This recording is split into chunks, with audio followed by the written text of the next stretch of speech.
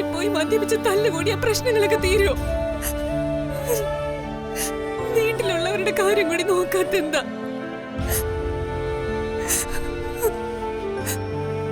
എവിടേക്കാ ബോധം പോലും ഇല്ലാതെ വണ്ടി ഓടിച്ചു പോയിരിക്കുന്നെന്ന് ആർക്കറിയാം? എന്റെ ഈശ്വര. ഡോക്ടർ അന്വേഷിച്ചു പോയിരിക്കല്ലേ, രാജുവേട്ടനും കൂടെയുണ്ട്. അവർ അദ്ദേഹത്തെ കണ്ടെത്തി കൊണ്ടുവരും. അയ്യോ ചേച്ചി ഇങ്ങനെ കരയാതെ. നിനക്ക് എങ്ങനെ എന്നെ സമാധാനിപ്പിക്കാൻ കഴിയുന്നമ്മോ? സഞ്ജുവിന്റെ അവസ്ഥ നിനക്കറിയില്ല. എവിടെയെങ്കിലും വണ്ടി നിർത്തി അതിനകത്ത് കിടന്ന് ഉറങ്ങുന്നുണ്ടായിരിക്കും. മദ്യമൊക്കെ കഴിച്ചതുകൊണ്ട് വീട്ടിലേക്ക് വരാത്തതാ. ബീച്ച് റോഡിലേക്ക് പോയെന്നല്ലേ രാജു പറഞ്ഞത്? എന്തിനാ സഞ്ജു അങ്ങോട്ട് പോയ? എല്ലാം കൈവിട്ട നിലയില സഞ്ജു. ജീവിക്കാനുള്ള പ്രതീക്ഷ പോലും ഇല്ലാതായി. സഞ്ജു എന്തെങ്കിലും കടുകെ ചെയ്താൽ പിന്നെ ഞാനും ഉണ്ടാവില്ല. ഞാനും മരിക്കും.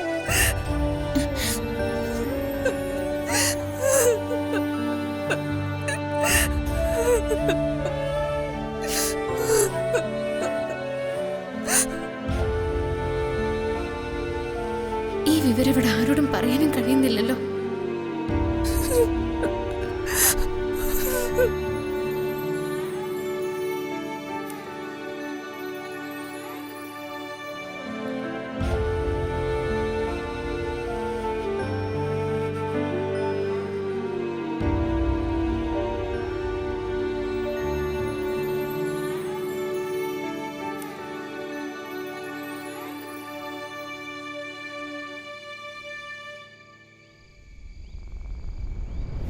ആ, ഞാൻ പിന്നെ വിളിക്കാം.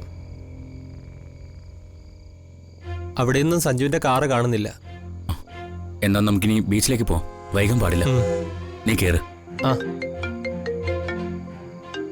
ലച്ചുവാണല്ലോ. ആ, ചിലപ്പോ സഞ്ജു വീട്ടിലെത്തി കാണും. എടുക്ക്.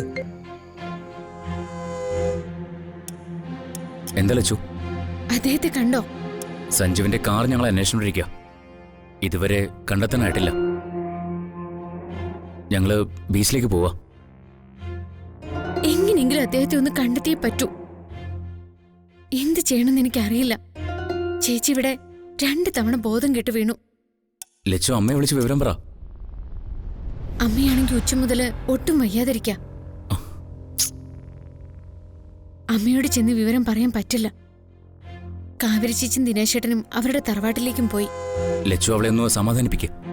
കാറ് പാർക്ക് ചെയ്ത് സഞ്ജു അതിനുള്ളിലിരുന്ന് ഉറങ്ങുന്നുണ്ടാവും. അങ്ങനെ പറ. ഷോ, ഇതൊക്കെ ഞാൻ ചേച്ചിയോട് പറഞ്ഞതാ. ചേച്ചി അത് മനസ്സിലാക്കുന്നില്ല.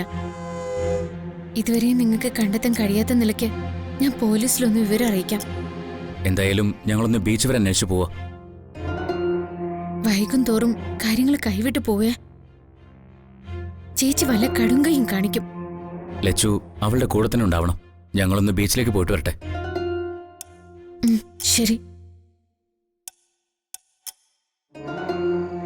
രാജു, നീ വാ കേറ്.